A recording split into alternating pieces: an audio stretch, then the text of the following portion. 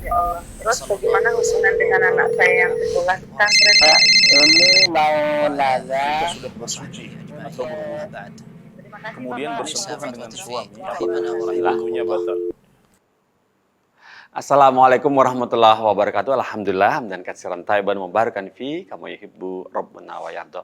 Pemirsa Fatwa TV, alhamdulillah kita dapat berjumpa kembali di program yang kita tunggu-tunggu, yaitu live interaktif hidup indah dengan sunnah. Live interaktif hidup indah dengan sunnah. Nah, seperti itu. Dan acara ini diasuh oleh Dr. MH Hasan Ayatullah Hafizahullah Ta'ala. Nah, itulah yang pengasuh program ini. Dan alhamdulillah juga beliau sudah bersama kita sore hari ini. Alhamdulillah ya. Nah, saatnya untuk menghemat waktu kita akan sapa ustadznya. Tapi sebelumnya, untuk menelepon ke acara ini, sementara ke Jakarta dulu nih. Ke Jakarta dulu, rekomendasinya di Jakarta di 021 212 32 333 seperti yang tertera di depan saya ini. Dan bagi pendengar radio yang tergabung dalam grup Art Visi bisa bertelepon ke 021 212 32 333 ya, seperti bagi pemirsa layar gadget atau televisi bisa dilihat di layar. Sekarang kita sapa ustadznya. Assalamualaikum warahmatullahi wabarakatuh Ustaz Sunnah. Ustadz Ayat. Waalaikumsalam warahmatullahi wabarakatuh. Ahlan wa sahlan Bang Pongki dan seluruh pemirsa Fatwa TV dimanapun antum berada. Barakallahu fiikum. Barakallahu fiikum Ustaz ya, wa fiik barakallahu Ustaz. Alhamdulillah kita bisa berjumpa kembali dan kami sangat berterima kasih atas waktu yang diluangkan kepada kami di sini dan untuk menjawab beberapa pertanyaan yang masuk di melalui website Fatwa TV dan sosial medianya. Dan semoga Allah menjaga antum dan ilmu yang dititipkan kepada antum. Amin, amin. Alhamdulillah. Jazakumullah khairan. Barakallahu fiik. Ustaz, mohon kami diberi nasihat dan juga pemirsa juga berdengar radio tentunya kangen nih, udah lama nih nggak ngumpul di masjid dengar kajian nih langsung bersemu dengan ustadznya. Beri kami nasihat Ustaz. Kami sekarang sudah melewati Ramadan, menjelang sebentar lagi Idul Kurban, Ustaz. Nah, di situ banyak beberapa gimana? Emang ada yang dulu akikah mana, ada yang dulu mah. Sebenarnya apa sih yang paling diutamakan untuk menyiapkan diri menuju Idul Adha itu, Ustaz sebenarnya. Nah, tafadhal Mas Ustaz. Baik, bismillahirrahmanirrahim. Alhamdulillahirabbil alamin. Sallallahu wasallam wa baraka ala abdihi wa rasulihi nabiyina Muhammad wa ala alihi wa ashabihi wa tabi'in wa man tabi'ahum bi ihsanin ila yaumiddin, amma ba'd. Kaum muslimin rahimana wa rahimakumullah. Bersyukur sekali Allah Subhanahu wa taala kembali memberikan kita kesempatan untuk bertatap muka dan bertafaqquh fid din kembali, dan ini kita harapkan setelah berlalunya bulan Ramadan menjadi sebuah tanda ibadah kita diterima. Al-Hasan Al-Basri rahimahullah seperti pernah dinukil dari nasihat beliau ketika beliau mengatakan inna min jazail hasanati al-hasanatu ba'daha. Sesungguhnya balasan sebuah kebaikan adalah seseorang dimudahkan untuk melakukan kebaikan setelahnya.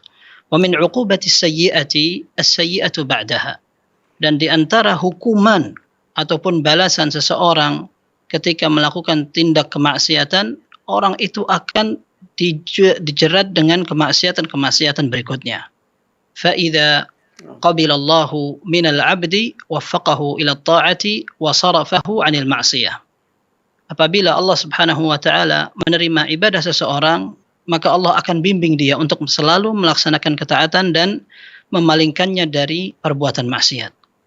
Maka kita berharap ibadah kita di bulan suci Ramadan, baik itu ibadah salat tarawih, salat tahajud, qiyamul lail, membaca Al-Quran, bersedekah, dan ibadah lainnya diterima oleh Allah Subhanahu wa taala.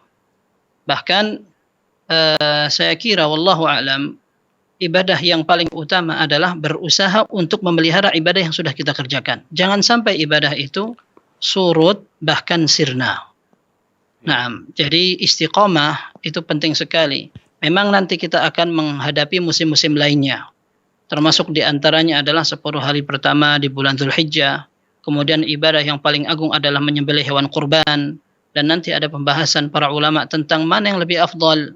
Apakah yang lebih besar atau yang lebih banyak. Berapa ekor yang disembelih. Akan tetapi sebelum kita sampai pada masa-masa itu, Kita masih baru melepas kepergian Ramadan. Jangan sampai semangat kita di bulan suci Ramadan betul-betul kandas dan kembali kepada keadaan semula dalam perbuatan maksiat. Bahkan barangkali sebagian orang, na'udzubillah, dia sudah berniatkan untuk bermaksiat kembali. Karena dia sudah terbebas dari belenggu bulan Ramadan, na'udzubillah. Ini ada juga pernyataan dari salah seorang ulama salaf. Kalau tidak salah namanya Yahya ibnu Mu'adz. Beliau mengatakan, man istaghfara bilisanihi wa qalbuhu bil ma'siyati ma'qud wa azmuhu ilal ma'siyati an ya'ud. Barang siapa yang istighfar dengan mulutnya dan lisannya saja, akan tetapi hatinya terikat kuat dengan kemaksiatan, bahkan dia berniat untuk kembali melakukannya, fababul qabuli mardud wa saumuhu fi wajhihi masdud. Nah, atau kalimat yang semisalnya, maka pintu diterimanya jauh dan tertutup di mukanya, baik puasa maupun ibadah lainnya. Maka yang harus kita perhatikan sebagai seorang muslim adalah memelihara amal ibadah kita, terutama adalah ibadah yang paling inti, yaitu ibadah salat. Dan kita ingat bahwa setiap ibadah yang paling perlu dan harus diprioritaskan adalah yang wajib. Tidak benar ada orang yang sudah terbiasa di 10 hari terakhir sambil i'tikaf, menggabung antara sholat tahajud, sholat tarawih, menangis. Selepas dari bulan Ramadan, bahkan tidak lama-lama, mungkin setelah Lebaran, sambil dia merayakan 1 Syawal, 2 Syawal, atau yang sering dengan halal bihalal, akhirnya sholat fardunya ditinggal. Ini keliru sekali. Nah, kita harapkan dengan berlalunya bulan Ramadan masih ada bekas-bekas yang nampak dari kesuksesan ibadah kita di bulan suci tersebut. Barangkali itu yang bisa kita jadikan muqaddimah pada pertemuan sore hari ini, dan insya Allah pada pertemuan yang akan datang perlu juga dibahas tentang masalah ibadah-ibadah yang berhubungan dengan bulan Dzulhijjah. Wallahu a'lam. Sallallahu wasallam baraka nabiyina Muhammad wa ala alihi washabbihi ajma'in. Masya Allah, barakallahu fiikum Ustaz atas nasihatnya. Semoga pemirsa, saya dan juga teman-teman yang di sini, juga pendengar radio, bisa mengambil manfaat apa yang sudah dipaparkan oleh Ustadz M. Hasan Ayatullah. Baiklah Ustadz, kita bolehkah mulai dari pertanyaan pertama nih Ustadz? Baik, silakan. Baik, alhamdulillah, barakallahu fiik Ustadz. Dari Estri Wirandawi di Bekasi, Jawa Barat Ustadz. Assalamualaikum warahmatullahi wabarakatuh Ustadz MH. Afwan, ana mau bertanya, ana qadarullah ada penyakit kanker payudara stadium 2. Hari ini, tanggalnya tertulis tanggal 14 bulan 4 2021, jadwal saya mulai radiasi sebanyak 30 kali. Insya Allah masih berlangsung nih radiasinya. Yang jadi persoalan adalah selama radiasi, ana harus membuka aurat ana dari perut ke atas, jilbab dibuka, hanya boleh ciput. Kemudian suami ana tidak berkenan, dalam kurung tidak ridho dengan proses medis ini. Ana pun merasa risih, malu, sedih, dan berdosa Ustadz. Kemudian ana sudah melalui proses ini 1 kali pada saat pemetaan. Suami ana di luar kota. Mohon bantuannya Ustadz. Mohon nasihatnya. Jazakallah khair. Baik. Wallahu alam, dan kita berdoa semoga penyakit Ibu Estri, saudari penanya Estri, segera disembuhkan oleh Allah Subhanahu wa taala, dan juga seluruh penyakit kaum muslimin. Baik penyakit kanker maupun penyakit yang lain-lainnya. Dan semoga penyakit yang ada ini menjadi penggugur dosa. Dan orang yang sedang diuji bisa sabar dan ihtisab, mengharap pahala dari Allah Subhanahu wa taala. Tentu tidak diragukan bahwa membuka aurat dilarang dan diharamkan. Tanpa ada sebab yang mengharuskan untuk itu. Selama ada sebab, tetapi bisa dilakukan untuk tetap menjaga aurat, maka membuka aurat masih diharamkan. Karena hukum asalnya masih berlaku. Nah, adapun jika seandainya memang mau tidak mau aurat itu harus dibuka karena ada kepentingan yang lebih darurat. Karena sekarang yang dipertimbangkan adalah antara nyawa dia, keselamatan nyawanya, dengan membuka aurat. Dua-duanya adalah sebuah mafsadah atau kerusakan. Akan tetapi ketika ditimbang mana yang harus dipilih, yang paling sedikit bahayanya, maka tentunya kita lebih memprioritaskan untuk mempertahankan nyawa. Maka aurat itu tetap diusahakan untuk tidak dibuka kecuali dalam kadar yang dibutuhkan saja. Maka solusinya, seandainya memang ada dokter wanita yang bisa melakukan tugas tersebut, maka itu yang diusahakan. Saya sangat memaklumi kondisi yang ada pada pasien, kemudian juga suami, dan itu merupakan hal yang sangat wajar. Tersinggung dan malu serta hal-hal yang berkaitan dengan beban moral maupun syariat. Nah, maka sebisa mungkin diminimalisir pembukaan aurat tersebut. Kalau seandainya ada dokter wanita yang bisa mengerjakan tugas tersebut, maka itu yang ditekankan. Dicari dokter wanita. Kalau seandainya memang tidak ada lagi, maka semoga Allah Azza wa Jalla memaklumi hal-hal yang seperti itu. Dan ini juga pernah ditanyakan oleh beberapa orang kepada Syekh Abdul Muhsin Al-Abbad. Bolehkah seorang wanita berobat kepada dokter laki-laki pada saat dokter perempuan ada, akan tetapi tidak semahir yang laki-laki? Penanganannya kurang profesional. Maka Syekh Abdul Muhsin mengatakan kalau memang tidak ada lagi, maka tidak apa-apa dokter laki-laki seperti itu, meskipun harus melihat aurat, akan tapi sebatas yang dibutuhkan saja.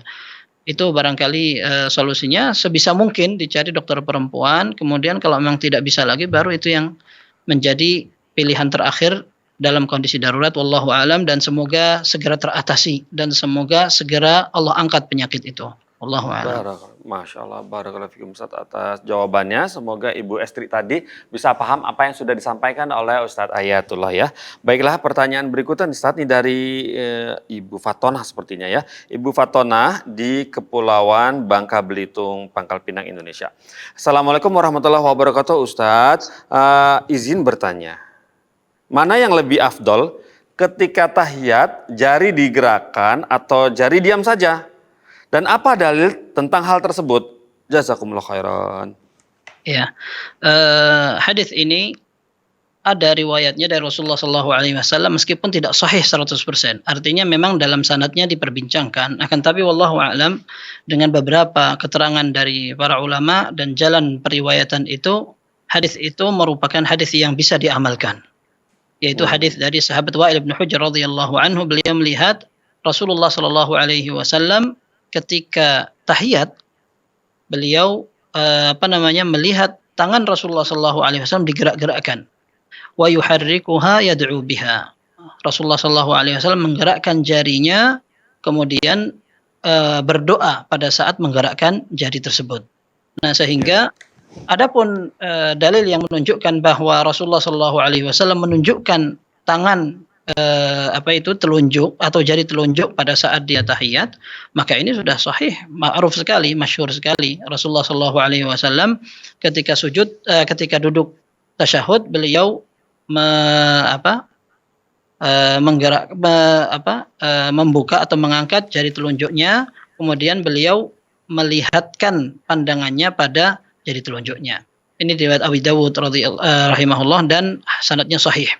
Dan juga banyak riwayat yang lain. Nah, sedangkan tambahan tadi itu yang kita katakan memang ada perbincangan, akan tetapi dengan berbagai riwayat dan juga penilaian para ulama, maka kesimpulannya hadis tersebut tetap bisa dilaksanakan. Sehingga mana yang lebih afdal? Yang afdal dilakukan semua. Ya, karena ketika sebuah sunnah dinukil dari Rasulullah SAW dan hadis itu sahih, maka perbuatan itu menjadi sebuah sunnah yang dikerjakan oleh Nabi SAW dan perlu diikuti. Meskipun kita tidak sering dalam mengerjakannya, maka yang afdal adalah kita pun mengerjakannya. Kalau seandainya kita ingin mengerjakan sekali-kali saja, tidak apa-apa. Kalau seandainya kita ingin menjadikan itu sebagai sebuah pilihan ketika berdoa, maka juga tidak apa-apa. Karena semua ada riwayat yang bisa dijadikan referensi untuk melakukan amal tersebut. Wallahu a'lam. Barakallahu fikum Ustaz atas penjelasannya lengkap dan detail Mas. Seperti itu penanya semoga bisa paham apa yang sudah disampaikan oleh Ustaz Ayatullah. Baiklah Ustaz, ini alhamdulillah pertanyaan baru masuk juga, ada dari Fitri Syarifah binti Riyadi, Jawa Barat, Kabupaten Garut. Assalamualaikum warahmatullahi wabarakatuh, Ustadz Ayat. Saya izin bertanya, di kampung tempat tinggal saya di masjidnya itu bikin toiletnya menghadap ke kiblat dan ada yang membelakangi kiblat. Apakah ini diperbolehkan ya Ustadz? Iya, memang ada larangan untuk menghadap kiblat pada saat seseorang buang hajat. Ya, dalam sebuah hadis yang sahih dari Imam Bukhari dan Muslim, Rasulullah SAW mengatakan, "Idza ataitumul gha'ita fala tastaqbilul qiblata. Idza ata ahadukum hajatahu fala tastaqbilul qiblata bighaitin wala baulin wala tastadbiruha," atau kama qala sallallahu alaihi wasallam. Ya, apabila salah seorang dari kalian datang untuk menunaikan hajatnya, hendaklah dia tidak menghadap kiblat ataupun membelakanginya. Dalam riwayat Sahih Bukhari dan Muslim dikatakan, "Walakin syarriqu aw gharribu." Akan tetapi hendaklah dia menghadap ke arah barat atau ke arah timur. Ini karena memang posisinya di Madinah. Di Madinah kiblatnya ke arah selatan. Sehingga ketika ada orang ingin buang hajat dan tidak menghadap kiblat atau membelakangi, maka dia akan menghadap ke arah barat atau ke timur. Sedangkan kita di Indonesia, kalau seandainya akan menunaikan hajat dan tidak ingin menghadap kiblat atau membelakangi, maka kita menghadap ke arah utara maupun ke selatan. Nah, ini hukum asalnya. Nah, sedangkan apabila toilet atau kamar mandi itu merupakan sebuah bangunan, ya, sebuah kamar atau bilik yang memang ditutup dengan tembok atau hal yang bisa membuat orang yang di dalamnya tidak terlihat. Nah, ini sebagian ulama menyatakan bahwa ini terkecualikan dari larangan tersebut. Buktinya adalah dalam hadis yang diriwayatkan oleh Imam Bukhari dan Muslim, Abdullah bin Umar radhiyallahu anhuma satu saat mengatakan, "Irtaqaitu ala baiti Hafsata li ba'di hajati." Aku pernah satu saat memanjat tembok di rumah saudariku Hafsah. Hafsah adalah istri Nabi sallallahu alaihi wasallam yang juga merupakan saudari dari Abdullah bin Umar. Maka Abdullah bin Umar memanjat rumah tersebut, kemudian tanpa disengaja beliau melihat Rasulullah sallallahu alaihi wasallam sedang buang hajat. Nah, ini juga tidak menunjukkan bahwa beliau melihat aurat Rasulullah sallallahu alaihi wasallam, karena bisa jadi tertutup dengan pelepah kurma atau yang lain, atau mungkin segera memalingkan dan sebagainya. Dan bisa jadi Rasulullah sallallahu alaihi wasallam sambil menutup auratnya. Nah, yang jelas Abdullah bin Umar melihat bahwa Rasulullah sallallahu alaihi wasallam buang hajat sambil menghadap ke kiblat. Nah, ini para ulama mengambil kesimpulan bahwa apabila kamar mandi atau toilet yang dibangun itu merupakan sebuah bangunan yang memiliki dinding dan tutup, maka ini tidak masuk dalam larangan yang tadi. Sementara larangan yang tadi merupakan larangan apabila orang yang akan buang hajat berada pada tempat yang terbuka, entah di sungai atau di padang pasir. Dan kita ketahui bahwa yang dikatakan khala yang sekarang diartikan dengan toilet atau kamar mandi, dulunya adalah sebuah tempat yang sepi, yang agak rendah, orang-orang jarang ke situ. Sehingga banyak masyarakat yang menjadikannya sebagai tempat untuk buang hajat. Nah, orang yang buang hajat di tempat terbuka seperti itu, dia dianjurkan untuk memenuhi perintah Rasulullah SAW tadi, sopan santunnya. Nah, adapun orang yang berada dalam bangunan, maka dia mendapat keringanan. Karena memang bangunan itu sudah terlaksana. Sudah terbentuk seperti itu apa adanya, sekaligus apa yang disampaikan oleh Abdullah bin Umar radhiyallahu anhumah pada saat beliau melihat Rasulullah sallallahu alaihi wasallam sedang buang air dan menghadap ke kiblat.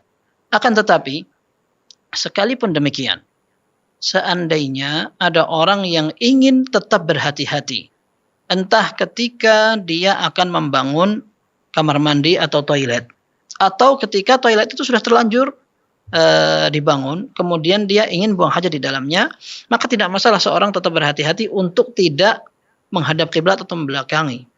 Sebagaimana diriwayatkan dari hadis Abi Ayyub Al-Ansari radhiyallahu anhu, dan beliau yang meriwayatkan hadis tadi, larangan untuk menghadap dan membelakangi kiblat. Ketika beliau akhirnya menceritakan fawajadna faqadimna Syam, kemudian kami mengunjungi daerah Syam, fawajadna marahidha qad buniyat nahwal Ka'bah. Maka kami mendapati ternyata kamar mandi di sana telah dibangun menghadap ke Ka'bah. Fananharifa anha wa nastaghfirullah azza wa jal. maka kami pun berusaha untuk berpaling dari arah yang sudah terbentuk di kamar mandi dan toilet tersebut.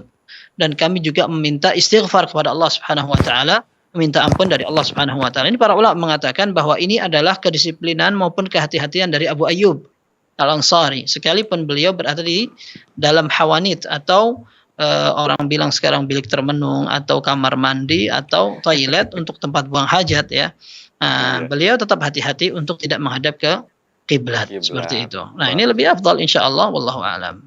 Masya Allah, barakallahu fiik, Ustaz. Jadi bilik termenung ya, Ustaz ya? Ya, itu bilik termenung bahasa bebas. Bahasa bebas ya, bilik termenung, bilik bengong-bengong gitu. Masya Allah, barakallahu fiik, Ustaz. Ya, itu kalau ada sebagian bahasa Arab bilang baitul khala, ya. Oh, baitul khala. Menyepi, ya. Iya, baitul khala. Oke, sebentar Ustaz, saya ke baitul khala dulu, Ustaz. Apaan?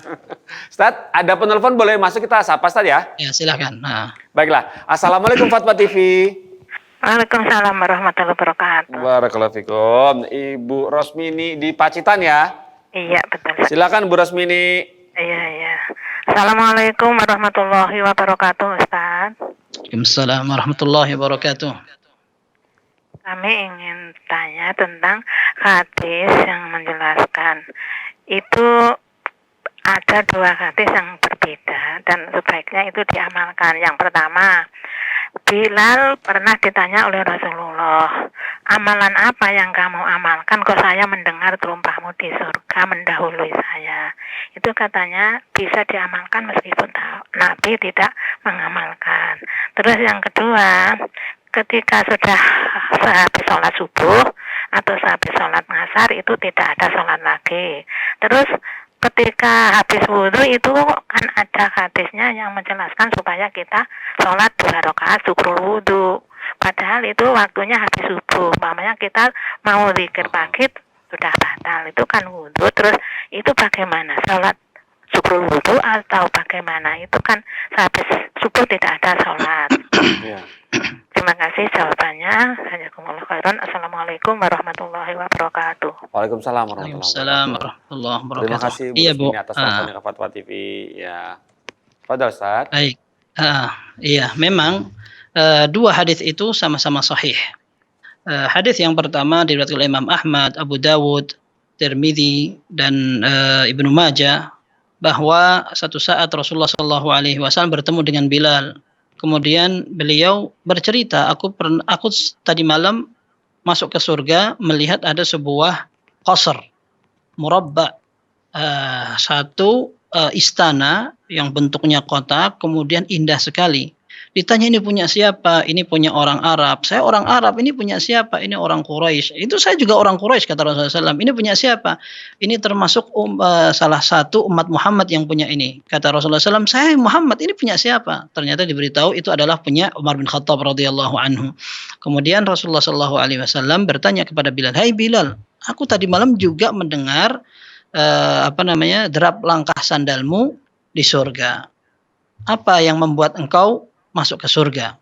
Maka kata Bilal radhiyallahu anhu, ma adzantu qattu illa sallaitu rak'atain wa ma asabani hadathun qattu illa tawaddatu 'indaha wa ra'aitu anna lillahi 'alayya rak'atain.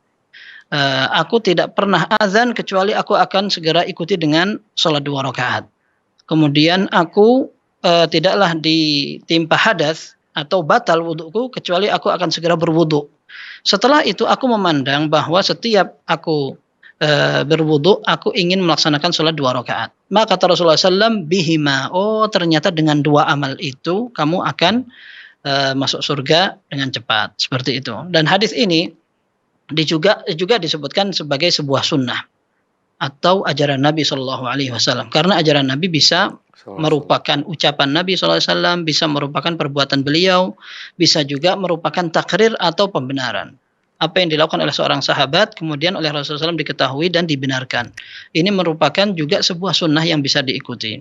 Nah, sedangkan ada larangan yang memang kita tidak boleh melaksanakan sholat di waktu-waktu itu. Ini waktunya ada 5. Waktunya ada 5, 2 yang diantaranya berkaitan dengan sholat. 3 diantaranya berkaitan dengan matahari.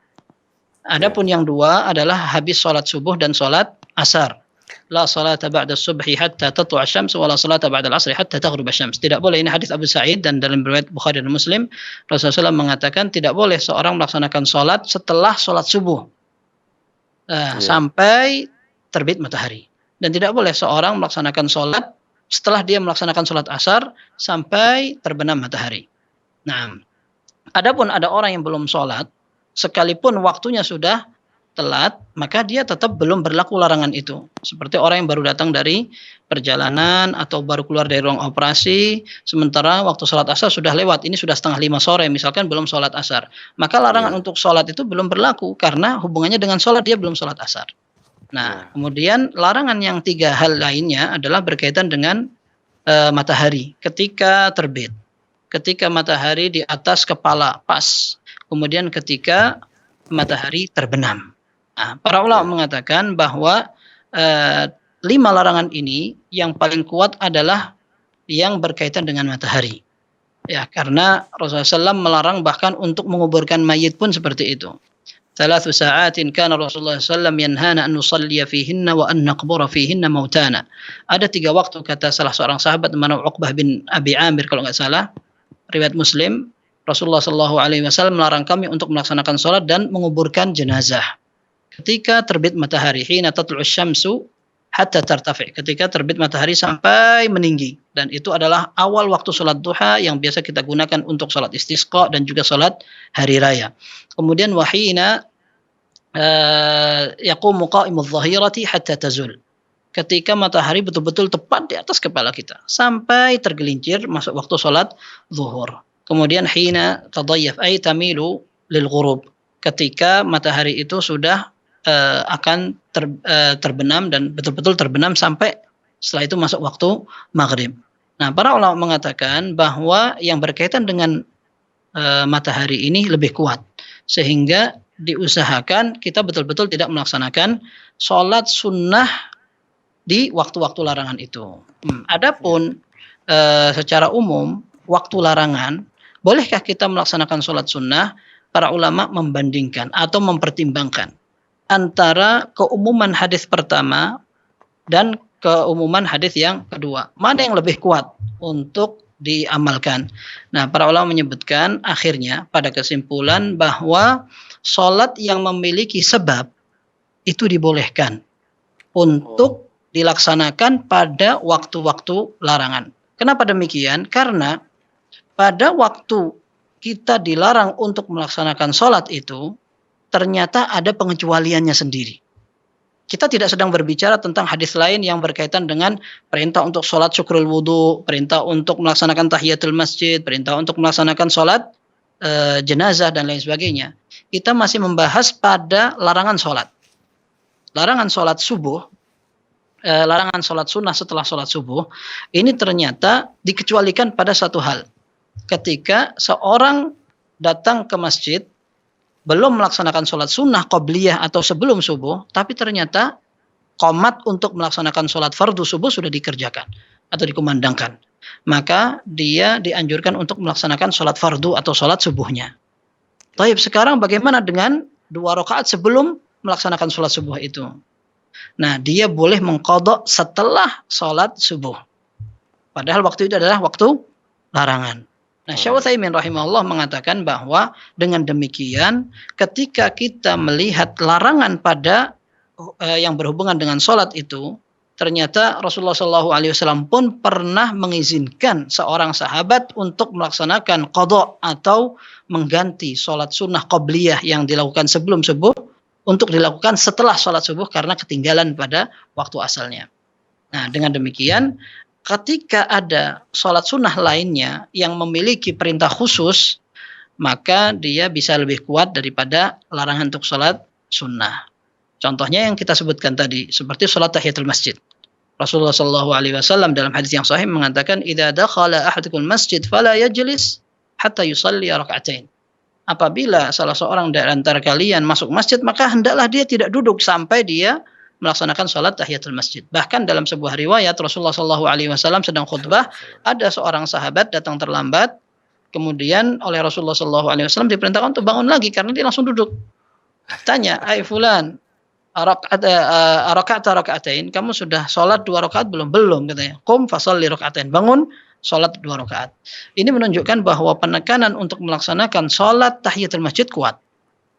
Nah, demikian pula ketika seseorang masuk masjid habis asar untuk melaksanakan sholat maghrib. Tapi dia karena rajin, dia datang lebih awal, setengah jam sebelum waktu maghrib tiba. Maka dia berada pada waktu larangan. Tapi pada saat itu dia akan mengerjakan sebuah sholat yang memiliki sebab. Maka dibolehkanlah dia untuk melaksanakan sholat zawatil asbab. Atau sholat yang memiliki sebab, yaitu tahiyatul masjid. Demikian pula sholat gerhana. Sholat gerhana terkadang terjadi pada waktu siang. Yang terlarang. Ketika waktu larangan juga, entah setelah terbit matahari, sebelum terbit matahari, yaitu ba'dal fajar, setelah sholat subuh, atau setelah asar, mungkin saja. Nah, di waktu larangan tersebut seorang boleh untuk melaksanakan sholat gerhana karena ada sebabnya. Termasuk di antaranya adalah sholat jenazah.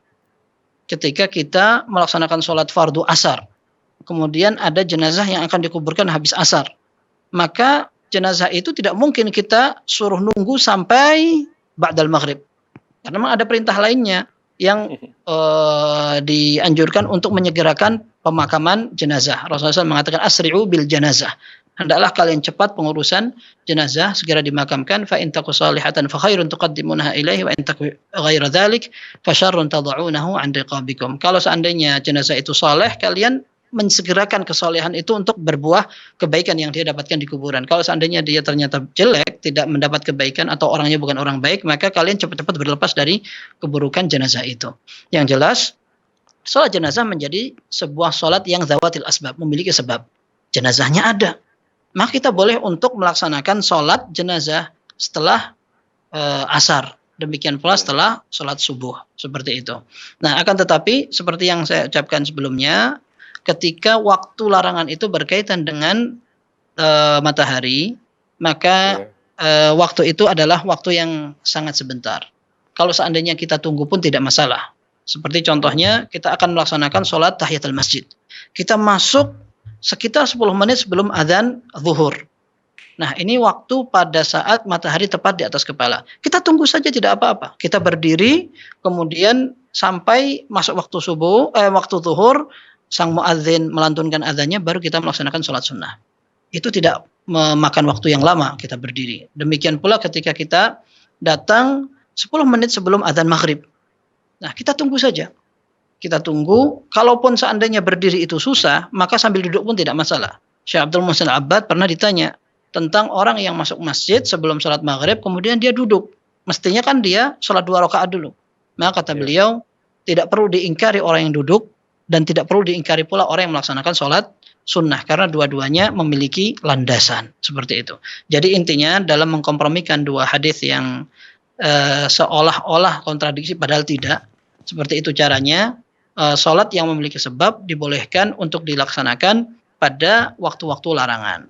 Seandainya kita bisa menunggu, itu lebih afdal. Akan tetapi jika seandainya kita ingin melaksanakan sholat yang memiliki sebab seperti tahiyatul masjid atau sholat wudhu atau sholat gerhana dan sholat jenazah, maka tidak masalah seperti itu. Nah, berarti larangan itu terarah kepada orang yang ingin melaksanakan sholat sunnah mutlak. Apakah ada? Banyak. Ya, mungkin kita aja yang jarang melihat ketika orang tinggal di masjid lama sambil menunggu waktu maghrib, sambil menunggu waktu isya, sambil menunggu waktu zuhur misalkan, seorang menambah jumlah rakaatnya, sholat sunnah, sambil berdoa kepada Allah, itu banyak sekali seperti itu. Nah, sholat-sholat yang tidak ada sebabnya seperti ini, hanya sekedar ingin menambah bilangan sholat sunnah, ini yang tidak dianjurkan untuk dilakukan pada saat waktu larangan seperti itu. Adapun ada sebabnya tidak apa-apa. Termasuk di antaranya salat istikharah. Ya, salat istikharah ketika seorang ingin menjawab pertanyaan ketika dilamar, ya. Dilamar, ada tamu datang salat asar, kemudian dia akan di rumahnya sampai maghrib. Wah, dia bingung terima apa enggak nih lamarannya. Ya, salat istikharah habis salat asar seperti itu. Maka ini merupakan salat yang memiliki sebab, insyaallah tidak apa-apa, wallahu a'lam. Masya Allah, barakallahu fikum Ustaz. Masya Allah, lengkap sekali. Iya, Masya Allah. Jadi kalau ada sebabnya masih diizinkan, masih boleh ya Ustaz ya. Barakallahu fikum Ustaz. Berikutnya pertanyaan dari ini Ustaz, dari Ade Darmawan di Jawa Tengah, Banyumas. Assalamualaikum warahmatullahi wabarakatuh, Ustadz Ayat. Saya ingin bertanya, saya seorang Muslim dan saya anggota tim pemakaman korban COVID. Ada beberapa jenazah non-Muslim yang harus kami tangani. Dan ada ritual pemakaman cara non-Muslim seperti doa-doa dari pendeta, bahkan ada yang dengan cara dibakar. Kremasi. Kalau proses doa dari pendeta, saya bisa mundur sejenak dan tidak terlibat dalam proses doa. Setelah selesai doa, barulah saya ikut proses pemakaman. Maksudnya ikut bekerja di situ. Kemudian, tapi kalau proses kremasi, mau tidak mau saya ikut dalam proses memasukkan jenazah ke dalam tempat pembakaran. Nah, apakah saya berdosa ya Ustadz? Mohon nasihatnya. Taib. Wallahu a'lam. Secara pastinya mungkin bisa ditanyakan ke Ustadz yang lain. Akan tetapi sepaham ana, cara-cara yang disampaikan dalam Islam untuk menghormati seorang jenazah apabila dia Muslim adalah dengan cara yang sudah kita ketahui. Dengan dimandikan terlebih dahulu, dikafani, disolati, kemudian dimasukkan ke dalam jenazah. Kalau ke dalam pemakaman dengan dihadapkan ke arah kiblat, kemudian ditutup dengan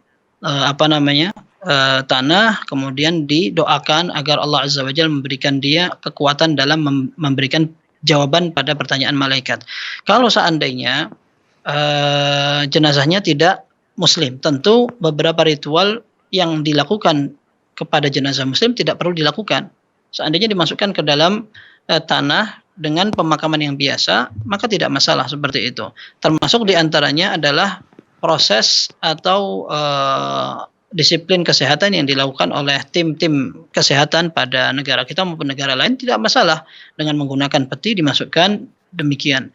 Akan tapi wallahu alam, jika prosesi dan ritual itu berkaitan dengan agama ibadah lain atau ibadah agama lain maksud ana, maka wallahu alam itu sebenarnya bukan merupakan syariat kita. Maka tidak seyogyanya kita juga turut membantu dalam hal itu. Termasuk pembakaran jenazah itu wallahu alam, tidak boleh seorang menyiksa dengan api, ya. Itu merupakan sesuatu yang dilarang, ya. Dan termasuk jenazah meskipun sudah meninggal sebenarnya harus tetap dihormati sebagaimana dia masih hidup. Meskipun itu wallahu alam jenazah yang terhormat adalah kaitannya dengan seorang Muslim. Akan tetapi apakah menghukum atau istilahnya membakar sebuah jenazah yang sudah meninggal itu merupakan suatu yang diizinkan? Secara manusiawi saja sebenarnya kita bisa mengatakan itu tidak manusiawi. Nah, kalau seandainya kita mengikuti, ya wallahu alam, karena itu kaitannya dengan ibadah agama lain dan kita seorang Muslim, sudah semestinya mungkin kita menjaga diri, ya. Dan insya Allah bisa dimaklumi ketika kita tidak sampai hati untuk melakukan hal yang memang di luar batas kemanusiaan, ya. Kalau memang dikatakan itu adalah ibadah yang diyakini oleh keluarga si jenazah, maka kita katakan ya silahkan yang memiliki keyakinan seperti itu. Akan tetapi sebagai seorang Muslim kita tidak ikrar, ya, kita tidak membenarkan dan juga tidak membantu dalam hal itu. Wallahu a'lam. Wallahu a'lam.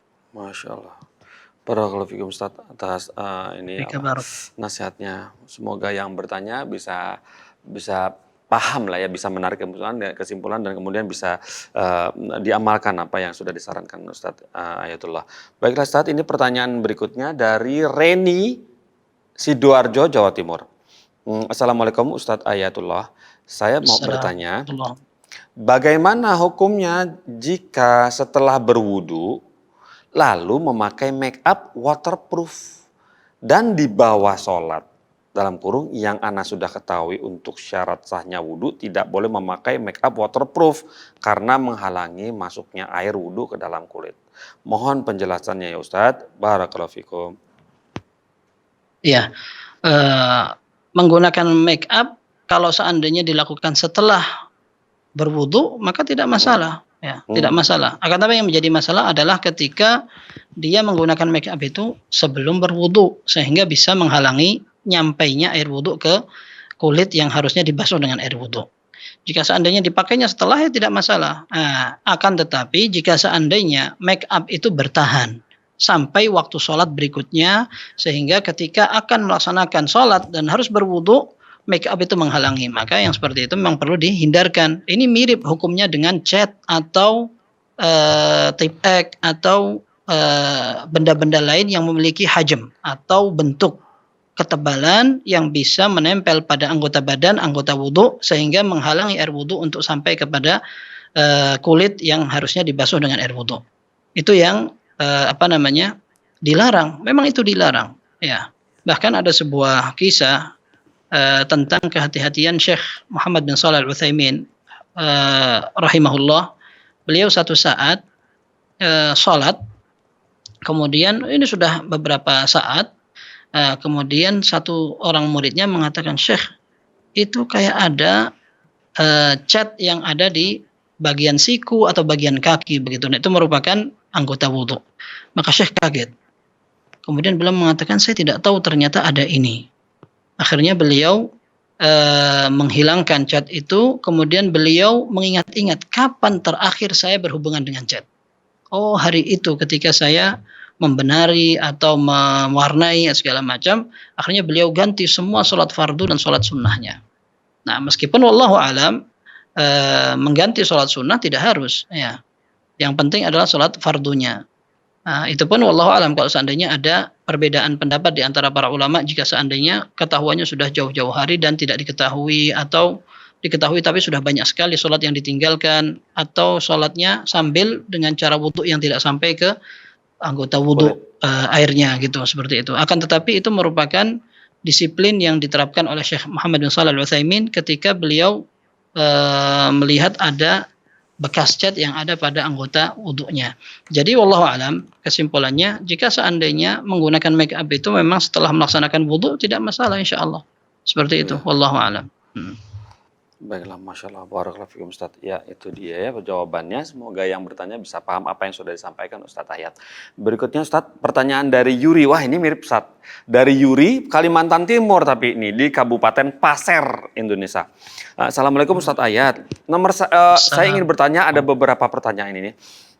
Nomor 1, apa hukum memakai kuteks? Dan bagaimana jika sudah terlanjur? Mirip ya. Terus kemudian kedua, bagaimana posisi witir 3 rakaat 1 kali salam, iftiros atau tawaruk? Jazakallah khairan. Kutek itu apa? Itu loh yang buat kuku itu loh, yang warna-warna buat kuku, ya. Baik, iya. Kalau seandainya kutek itu sama dengan pertanyaan sebelumnya. Jika seandainya memiliki hajm atau bentuk dan juga tebal sehingga bisa menghalangi air wudhu, maka tidak boleh menggunakannya kecuali setelah wudhu. Kalau seandainya menggunakannya sebelum berwudhu atau setelah wudhu, akan tetapi dia bisa bertahan sampai waktu sholat berikutnya dan akan menghalangi air wudhu di waktu sholat berikutnya, maka tidak boleh.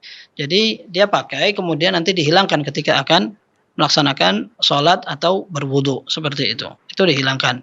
Dan hukumnya sama dengan yang kita sebutkan pada pertanyaan sebelumnya.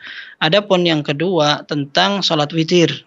Bagaimana duduknya ketika seorang melaksanakan sholat witir, baik itu 3 rakaat atau 2 rakaat kemudian 1 rakaat. Ini sebenarnya merupakan perbedaan pendapat di antara ulama Hanabilah dan Syafi'iyah. Mana yang lebih dipilih antara tawarruk dan iftirash.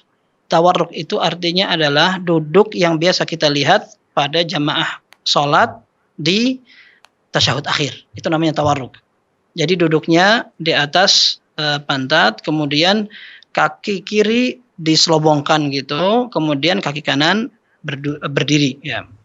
Telapak kaki kanan berdiri, kemudian telapak kaki kirinya di bawahnya. Ini namanya tawarruk yang biasa kita lihat. Sedangkan iftirash itu adalah duduk yang berada di atas kaki kiri.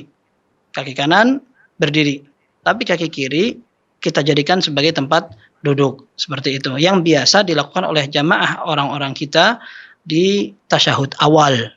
Nah, seperti itu. Mana yang diutamakan? Para ulama mengatakan bahwa dua-duanya sah.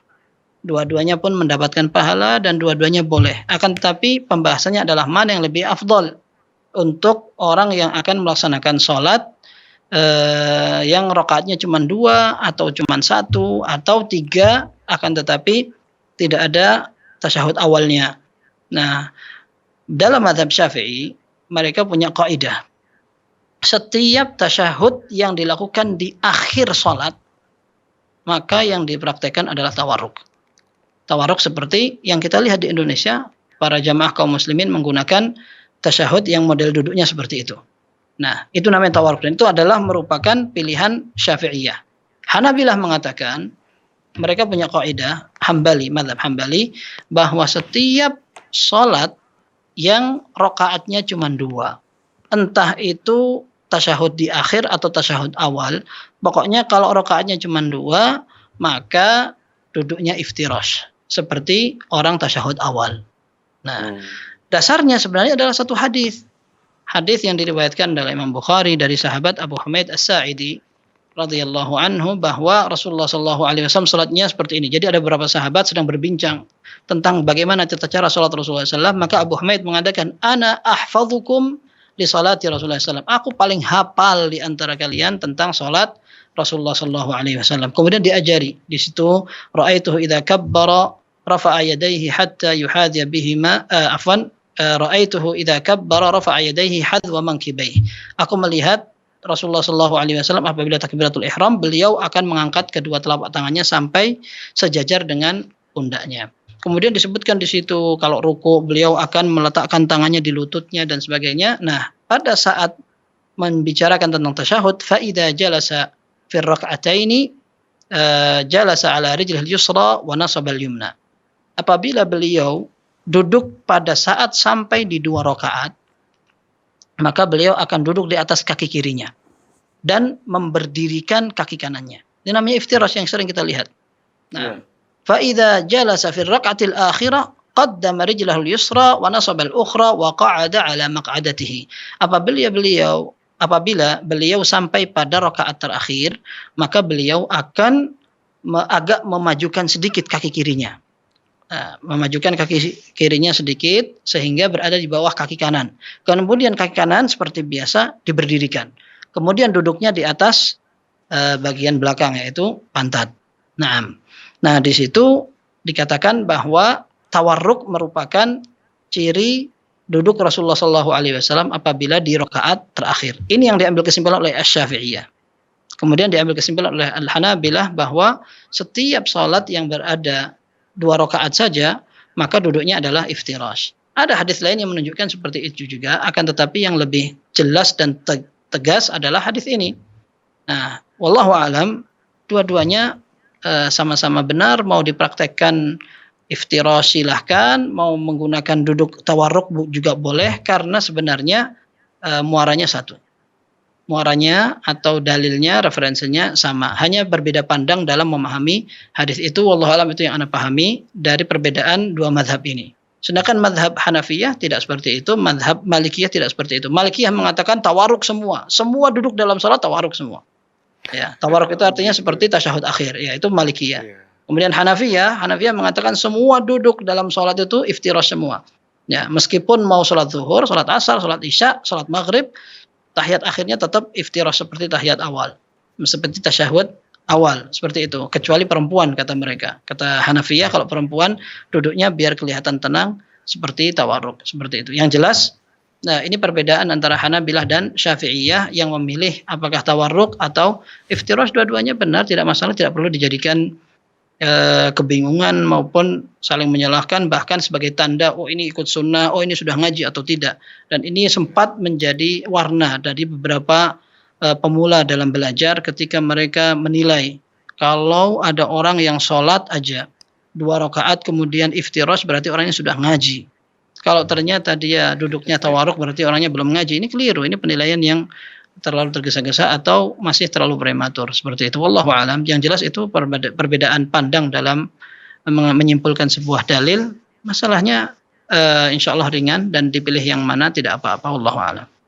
Barakallahu fikum Ustaz, Masya Allah. Semoga kita semua di sini bisa paham ya, pemirsa dan pendengar radio.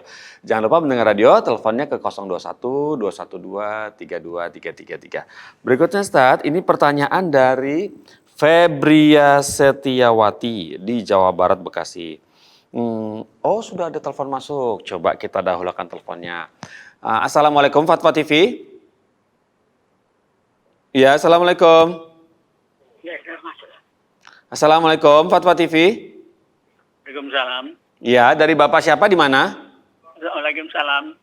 Ya, Bapak siapa di mana ini? Waalaikumsalam. Ya, Bapak. Kami sudah dengar. Assalamualaikum. Waalaikumsalam, Bapak. Assalamualaikum warahmatullahi wabarakatuh. Ya, Pak. Bapak siapa? Bapak di mana, Pak? Tadi ya Mbak Jawa Timur mau tanya yang ya. Silakan bertanya. Bolehlah langsung. Silakan, Bapak. Assalamualaikum. Waalaikumsalam. Assalamualaikum warahmatullahi wabarakatuh. Mau tanya sholat itu membaca suratnya imam membaca suratnya itu membaca dengan menghafal itu afdol mana? Terima kasih. Oh. Baik. Itu saja Bapak. Ditunggu jawabannya ya. Insya Allah dijawab oleh Ustadz Ayatullah. Baiklah. Terima kasih sudah telepon ke Fatwa TV. Tafadhol Ustadz. Imamnya Baik, membaca Quran dan hafal gitu katanya. Baik, antara hafalan maupun membaca mana yang lebih afdal? Pegang mushaf mungkin Baik, ya. wallahu alam, yang lebih afdal adalah yang bisa memicu dan menimbulkan kekhusyuan. Ya, yang lebih bisa mendorong kekhusyuan. Kalau seandainya menghafal kabur hafalannya sehingga dia semakin tidak konsentrasi, maka membaca tidak apa-apa. Ataupun sebaliknya, ketika dia membaca malah ngantuk karena yang kerja dua antara mulut dan mata, sehingga menggunakan hafalan, mungkin dia lebih terdorong untuk konsentrasi dengan hafalannya, matanya tidak harus kerja seperti itu. Mungkin itu lebih menghilangkan ngantuk dan lebih berusaha untuk khusyuk. Nah, mana yang bisa lebih memicu kepada kekhusyuan? Wallahu alam itu yang lebih ditekankan. Dan wallahu alam, hukum asalnya menjadi imam adalah orang yang hafalannya banyak. Dan ini yang dianjurkan oleh Rasulullah SAW dalam hadis yang sahih, liya ummal qauma aqra'uhum li kitabillah. Hendaklah yang menjadi imam sebuah komunitas masyarakat dan kaum adalah orang yang paling aqra', paling qari. Nah, ini ditafsirkan oleh para ulama. Yang dikatakan paling qari adalah aktsaruhum akhdhan lil Qur'an. Artinya adalah yang paling banyak hafalannya. Sekalipun suaranya tidak terlalu bagus, kemudian tidak terlalu fasih, atau mungkin bacaannya sedang-sedang. Banyak orang yang bacaannya lebih bagus, akan tetapi hafalannya sedikit. Maka yang lebih berhak untuk menjadi imam adalah yang hafalannya banyak. Ini hukum asalnya seperti itu. Dan dulu Rasulullah SAW membaca dari hafalan. Kemudian para sahabat banyak mengikuti seperti itu. Seperti ketika Umar bin Khattab radhiyallahu anhu memerintahkan qari'nya sahabat, yaitu Tamim ibn Aus Ad-Dari dan juga Ubay bin Ka'ab. Kemudian yang terkenal sebagai qari'nya para sahabat adalah Abdullah bin Mas'ud radhiyallahu anhu. Beliau juga tidak dinukil membaca. Termasuk juga adalah Abu Musa Al-Asy'ari, bahkan satu kabilah itu terkenal sekali. Al-Asy'ariyun itu terkenal mereka orang yang disiplin sholat malam. Sampai Rasulullah SAW puji mereka. Tengah malam mereka terdengar suara seperti yang sangat indah karena mereka bangun malam dan membaca Al-Quran. Ini adalah kebiasaan para sahabat. Mereka membaca dan juga dari hafalan. Bukan membaca Al-Quran dengan buka mushaf. Nah, tetapi itu bukan berarti tidak boleh. Karena ada sebuah riwayat dari sahabiyah Aisyah radhiyallahu anha, kalau tidak salah, beliau memerintahkan satu budaknya untuk menjadi imam dengan membaca dengan dari mushaf seperti itu. Nah, tapi intinya yang lebih afdal adalah yang kira-kira bisa lebih mendorong dan memicu kekhusyuannya seperti itu. Wallahu a'lam. Masya Allah, barakallahu fiikum. Bapak yang bertanya tadi sudah dijawab ya Pak ya. Alhamdulillah, semoga bisa dipahami. Berikutnya Ustadz, ini pertanyaan, insya Allah ini pertanyaan terakhir dari Mbak Tanya, namanya Tanya, bertanya namanya Tanya. Di Kepulauan Riau, Tanjung Pinang, Indonesia. Assalamualaikum warahmatullahi wabarakatuh. Ustaz Ayatullah. Bismillah. Bolehkah Ana bertanya seperti ini? Ustadz, bolehkah Ana membaca surat Al-Baqarah dan Ali Imran dengan niat untuk menyembuhkan sakit Ana sebagai terapi? Karena ketika Ana habis satu juz membaca Al-Baqarah maupun Ali Imran, Ana jadi kuat dan sehat. Apakah boleh ya Ustadz? Barakallahu fikum. Baik. Barakallahu fikum. Boleh seorang menggunakan Al-Quran untuk berobat, ya. Dalam Al-Quran disebutkan wa nunazzilu minal Qur'ani ma huwa shifaa'un, dan kami turunkan dari Al-Quran itu yang memang mengandung obat. Dan para ulama mengatakan bahwa obat di situ bisa menjadi obat penyakit hati dan juga penyakit lahir. Seorang penyakit fisik bisa diobati dengan ruqyah.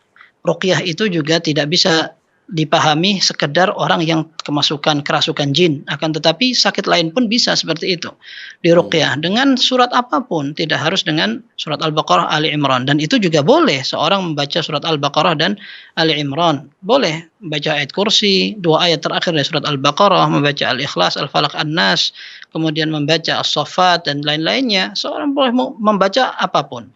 Dan ketika seorang membaca Al-Quran untuk tujuan meruqyah itu tidak apa-apa. Wallahu a'lam. Ya, Masya Allah, barakallahu fikum Ustaz. Jadi dibolehkan ya dengan niat untuk membaca Al-Quran untuk penyakit hati dan penyakit lahir begitu Ustaz ya. Ya. Barakallahu fikum Ustaz. Alhamdulillah Ustaz, dengan jawaban Atum kepada Ibu Mbak Tanya tadi di Riau, Tanjung Pinang, mentuntaskan acara kita sore hari ini. Barakallahu fikum Ustaz atas waktu yang diluangkan kepada kami semua di sini.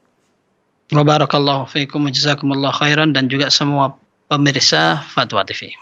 Ya, Masya Allah, barakallahu fikum Ustaz. Baiklah Ustaz, bolehkah kami tutup acaranya? Barakallahu fiik. Jazakumullah khair. Alhamdulillah. Pemirsa Fatwa TV, itulah acara kita live interaktif hidup indah dengan sunnah yang diasuh oleh Al-Ustadz Dr. MH Hasan Ayatullah Hafizahullah Ta'ala. Dan semoga Allah pertemukan kita kembali di pekan depan, di hari yang sama dan jam yang sama. Dan semoga acara ini dapat membawa manfaat bagi kita semua. Barakallahu fiik. Kemudian kita tutup acara ini dengan kafaratul majelis. Subhanallah wa bihamdika asyhadu an la ilaha illa anta astaghfiruka wa atubu ilaik. Wassalamualaikum warahmatullahi wabarakatuh. Ya Allah. Terus bagaimana Waalaikumsalam. hubungan dengan anak saya yang sekolah di pesantren? Ini mau nanya sudah bersuci atau berumah, Terima kasih kemudian Bapak. bersentuhan dengan suami, Rahimana wa rahimakumullah. wudunya batal.